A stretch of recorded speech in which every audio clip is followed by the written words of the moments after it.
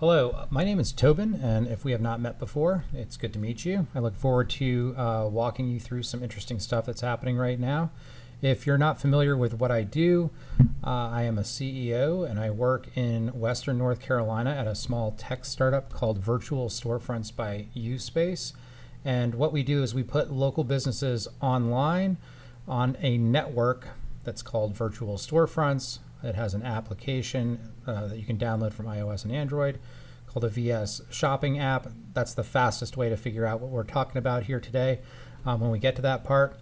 But what I want to talk to you about first is the whole backstory that's really come to a head today of Virtual Storefronts, which is that Meta has removed fact-checking from its platform and replaced it with community standards. Community notes, actually, not community standards, which is what X uses. And it's a move to kind of like open up free speech on Facebook, which is, I actually support the idea. However, there's some trickiness to it that I wanted to walk into today because I want to help illuminate what that means for the public as we go forth and into this brave new world of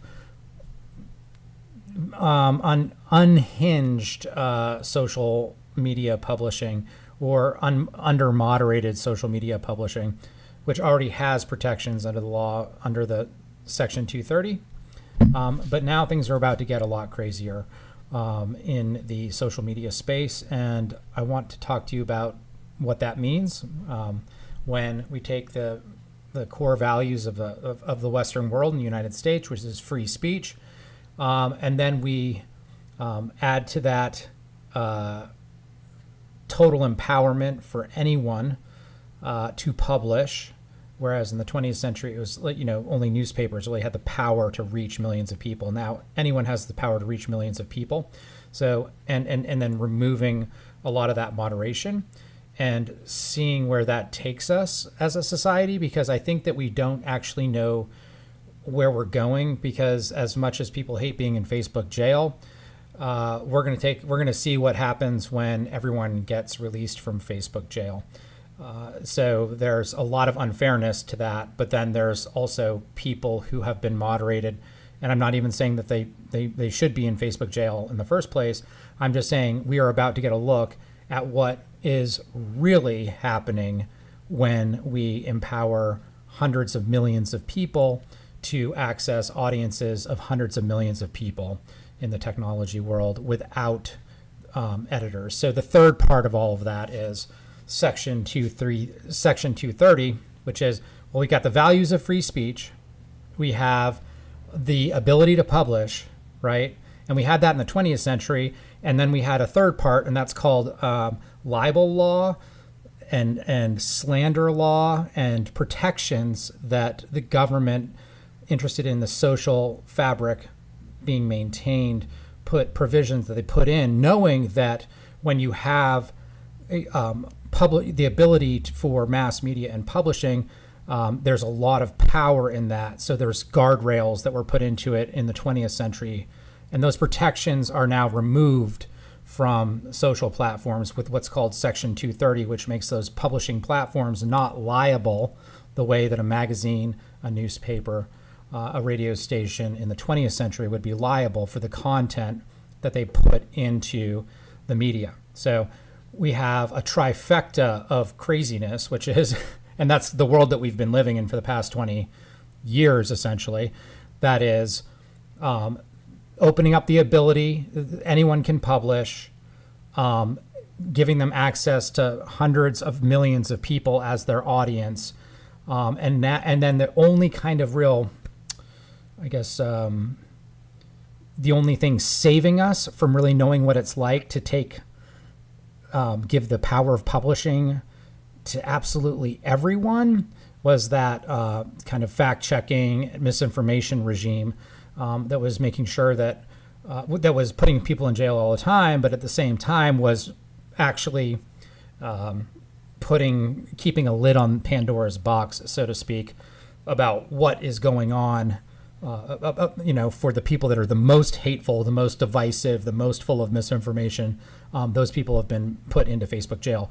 They're all about to get out of Facebook jail. So we're about to see what true, like, free speech plus hypercharged publishing access plus no guardrails that we had in the 20th century for accountability. Totally unaccountable people that aren't even real. They're robots. They're from other countries, having the full measure, full access to all these audiences. And now that's going to become even more so. So we're about to see something that we've seen it somewhat on X, and now we're about to see it on Facebook.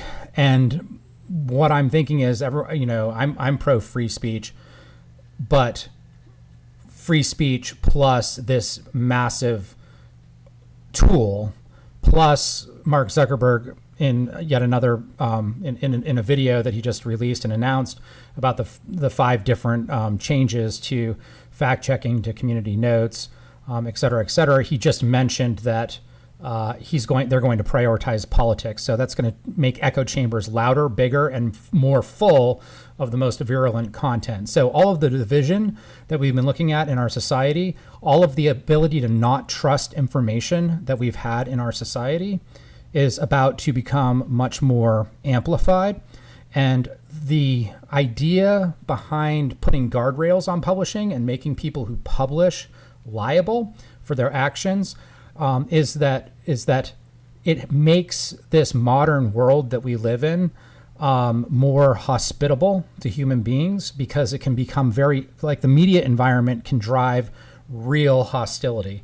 The media environment can drive serious harm to people when it's weaponized. And the most basic example, of course, and forgive me for bringing up Nazis, but the Nazis were amazing at using the media to warp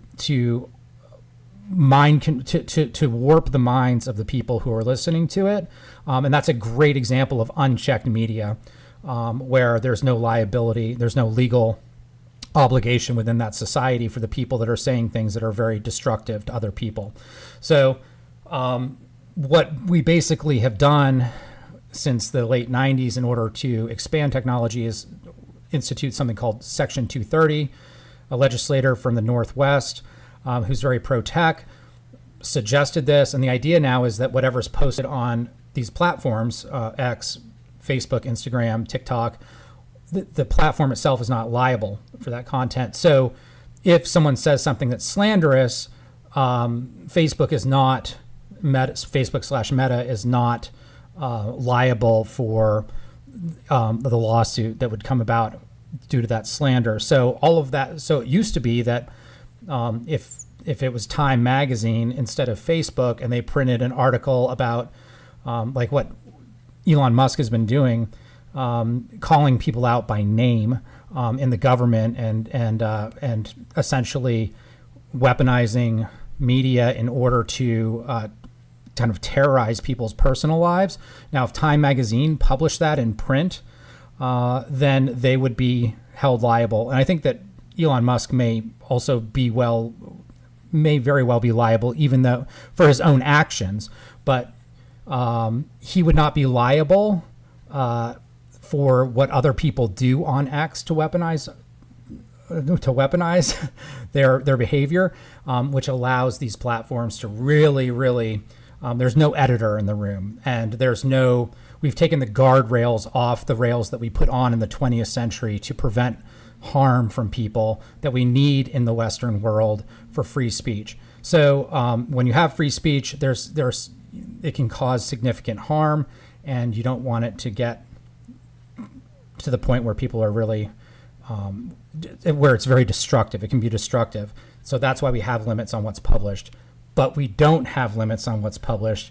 And now Mark Zuckerberg is saying we're going further into this whole social media situation, dilemma that we're in. If you've ever seen The Social Dilemma, starring Mark Zuckerberg, not really starring him, but there are more like very hostage-like videos. Every video that you see of Mark Zuckerberg, tell me if it doesn't look like he's in a hostage situation, and the background is like the worst background that you can imagine from the person who has the most money that you can imagine. So anyway, that's a side comment. But all right, so here's what's really going on in terms of scarcity in our society, because we have this abundance and we have this assumption that people who are publishing, that publishing should be a right for everyone in society. And I'm not here to debate whether that's true or not.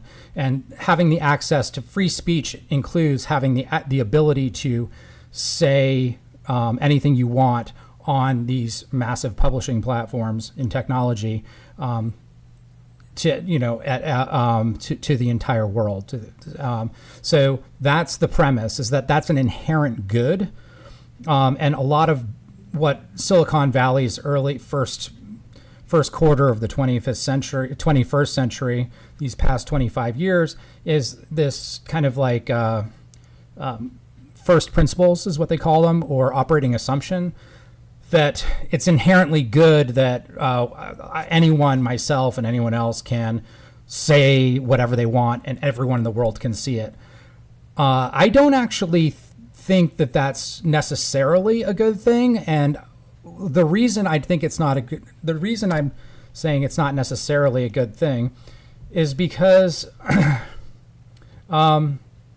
it's not because I don't think that everyone should have the ability to publish per se.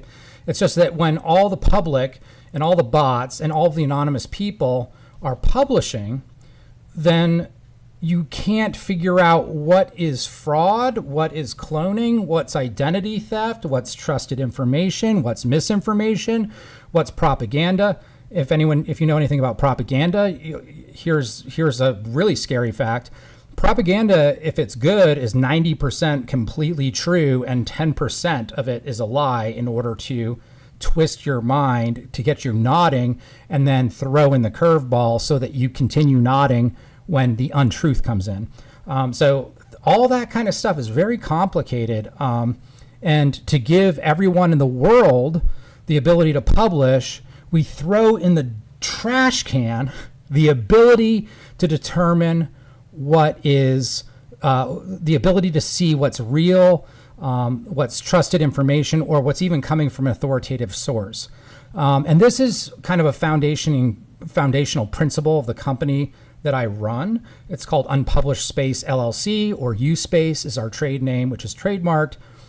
The product that we develop currently is called Virtual Storefronts by USpace, which is it's a platform that supports local businesses, but it also includes localized publishing for those businesses. So what's interesting about that and how it relates to what we're talking about in terms of global publishing and giving everyone the ability to publish is that this problem of not knowing whether a source is legitimate or not legitimate is directly related to the principle that everyone can set up their own account, and they don't have to use their real name, just like they don't have to use their real name in online reviews, and people can weaponize things, and they can say whatever they want. The people that hate the most are the loudest, is something that Crystal says periodically, and that's a serious problem when you, as a public person, are looking for information that is trustworthy, or at least that you know the source of that information. And so what we've done at Unpublished Space, as the title of the company, as the name of the company implies, is that we've inverted the equation of online publishing and technology. We've re-engineered technology in order to make it much more like it used to be in the 20th century, which is when someone buys our product, our product supports local businesses, it supports local organizations like nonprofits and churches, and it supports the Andrews Rec Department, and most recently we've onboarded the Clay County Sheriff's Office, and these entities are allowed to post into their local feeds. And what we've created through this design is that we're giving publishing ability, much like we used to back in the day with newspapers. We're giving publishing ability to the local leaders and the local business people who have some basic level of accountability to the public good, to public order, and so that and also that there's consequences, because it's very easy to find a public official. It's very easy to find someone running a business.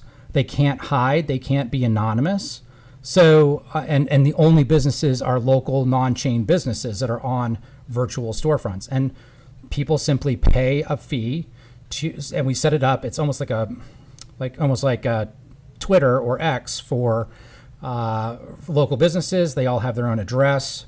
They have their own profile, and it's almost like their own social network, but only they are the ones who are allowed to publish. And what this has done, let me just briefly show, and if anyone has comments about that they can put into the comments, that I would like to hear what your thoughts are on this as well. I'm going to share something here that shows the publishing capability and the publishing configuration of all of the current platforms that are popular in technology. And then we have a line for virtual storefronts where we don't have this assumption that it's an inherent good to give absolutely everyone in the world the ability to publish. It is an inherent good to make it accessible. Anyone in the world can use our app and read the information that's being published, but is it inherently good to give everyone the ability to publish in the first place and make that the default setting for all of the media that's out there? So let me share this. So this is a slide from our pitch deck. And in fact, I just made this 2 days ago, which makes it very timely because of this announcement today, where essentially social media is rocket fuel, right? Like rocket fuel for hyper divided. If you're familiar with like it's easier to go on one side of an issue than another. Going on the fence is much harder in a polarized world. And the polarization happens when people are incentivized to write hateful content and clickbait, even if they don't believe it. So that's kind of the world that we're living in, without any editors, without any consequence for this stuff. So here is this is a table that I put together that talks about what I call trusted public information. I don't know if that's a coined phrase or not, but I call it trusted public information. Where can I go? Like the newspaper may have some bias, may have some some things I don't like, but in general, they're committed to the accuracy of the information. The local merchant, they might inflate how great their cars are, but they are, at the end of the day, if they're not a legitimate business, if they're running something that's illegitimate, then they have consequences to pay. They're public officials, so in that way it's trusted public information because it's coming from a known source. So where do we have this? So if we go across the top, anyone can publish, anyone can read. It's important that anyone can read the information that's published, but anyone can publish. And we look at all these platforms here, and if you look at all, including all of the review platforms, Yelp, TripAdvisor, the Trustpilot, Google My Business, all of those profiles, anyone can anonymously attack your business. Those also support the anyone can publish regime, I guess is what I'm going to call it. And here we are, virtual storefronts at the bottom, where no, not anyone can publish, and we don't have comments. These are outbound announcements from local sources of information that are known. And we actually publish, create the storefronts.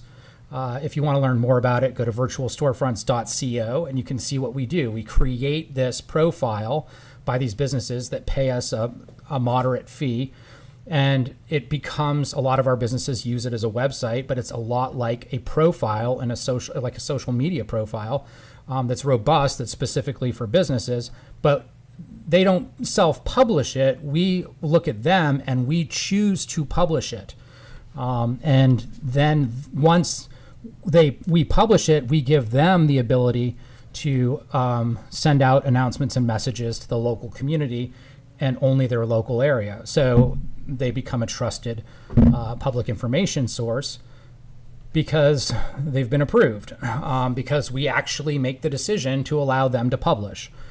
And then we look like anyone can read. Yes, we want to make sure that everyone can read all this information so that if there's a disaster, we're just west, like 50 miles west of where the real disaster in Asheville and that entire surrounding Western North Carolina, we're actually west of Western North Carolina that got hit.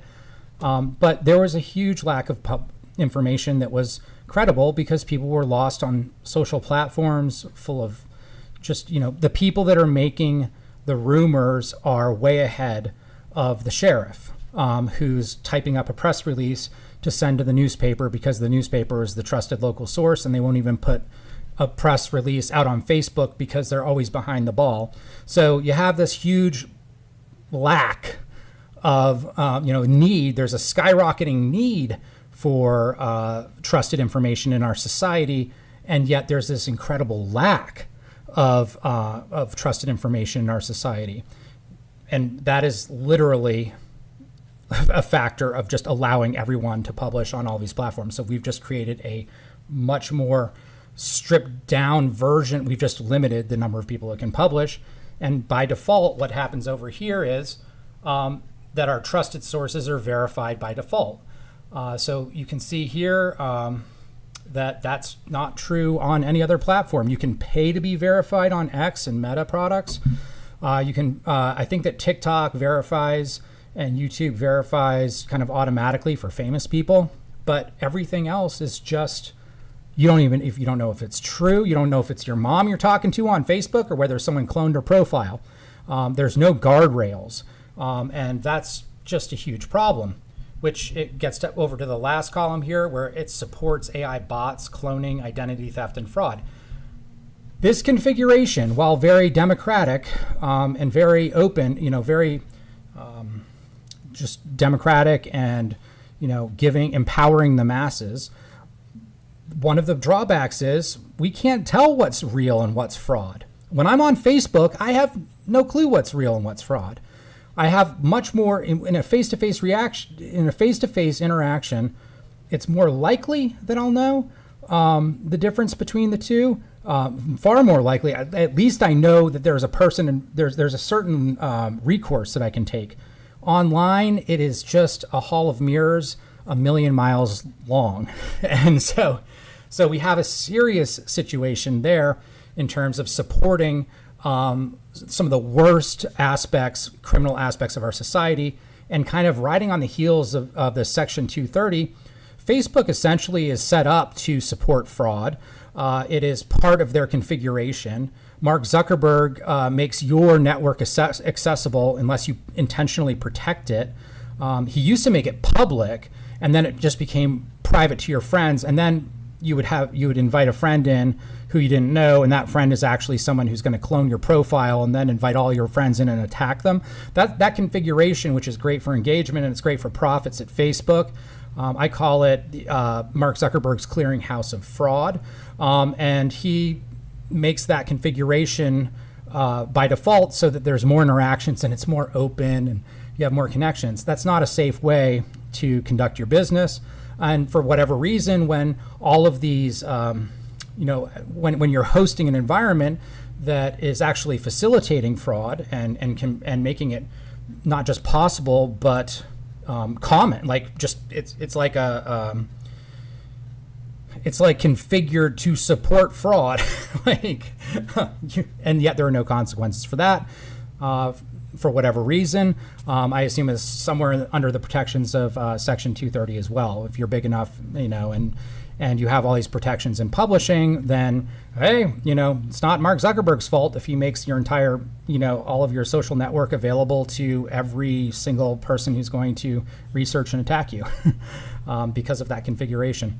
In any case, without going on too much about that, you can see that another component of this, if we go back over to the next to the last column, customers have platform support. Now, customers having platform support, I'm not going to name names, but I know many businesses with tens of thousands of Facebook page likes that cannot get any support from Facebook. They can't reclaim stolen property. I mean, these are highly precious assets for businesses. This is actual property that these people own, and Facebook has no accountability to recovering it for people that have lost it due to their fraudulent platform.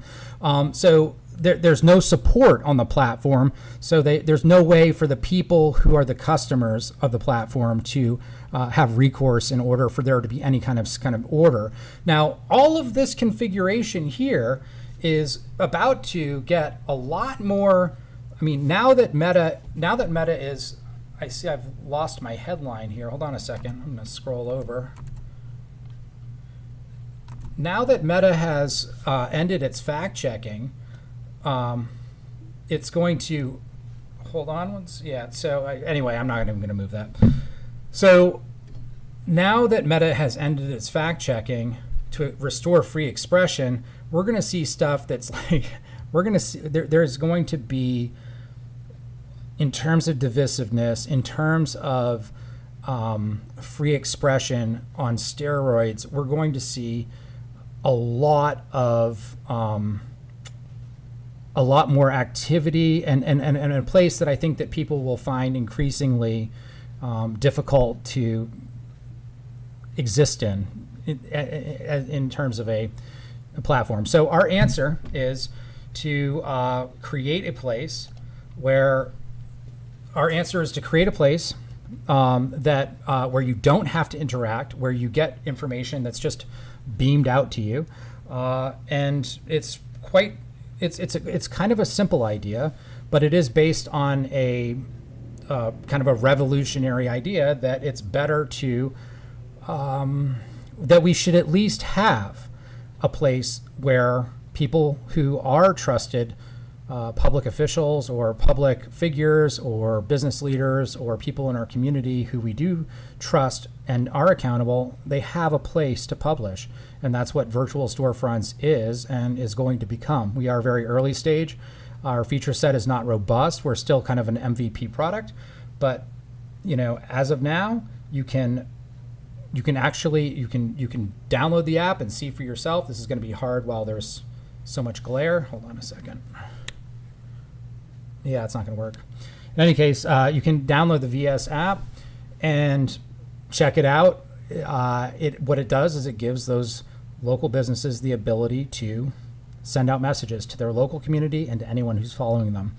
And as the person who's responsible for sharing this technology here in Western North Carolina and beyond Western North Carolina, as our pilot expands in 2025, I want to let you know that it is possible to do this, and that it does cost money to be on the platform because we're a commercial platform. It's $199 per year, including setup, and the intent is to make a more sane world, so that we make it possible for people to find useful information from people they trust. And that, I believe, is a scarcity in our society. And as a company, we are dedicated to supporting and filling that need, and look forward to helping every business that wants to, and every local leader and sheriff, EMS, town mayor, to put information out in a place where it's controlled and it's authoritative, and it's coming from a place that where they can't be cloned and can't be faked, and there's a level of accountability. If you are familiar with a platform that does what we're doing, and makes it possible for people to get trusted public information, anyone to get trusted public information outside of a publication or something like that, or if you think that I'm totally full of it and what we're doing is not what I say we're doing, drop it in comments. I will be happy to read it or not happy to read it, and definitely going to respond. Thanks for watching. Follow us on YouTube, Virtual Storefronts on YouTube. You can follow us on Instagram, storefront.love. Follow us Facebook. We have a Facebook group if you'd like to join it. The Facebook group is called the Main Street Business Association, and you can find us pretty easily there. And visit virtualstorefronts.co if you want to learn more about it, or if you have a business that you would like to put on virtual storefronts and make your business profile authoritative, where people actually know that it's you, and you are able to message to the public, anyone who follows you and everyone in your town. Thanks for watching, and I hope to talk to you more and more often in the future. Have a great day.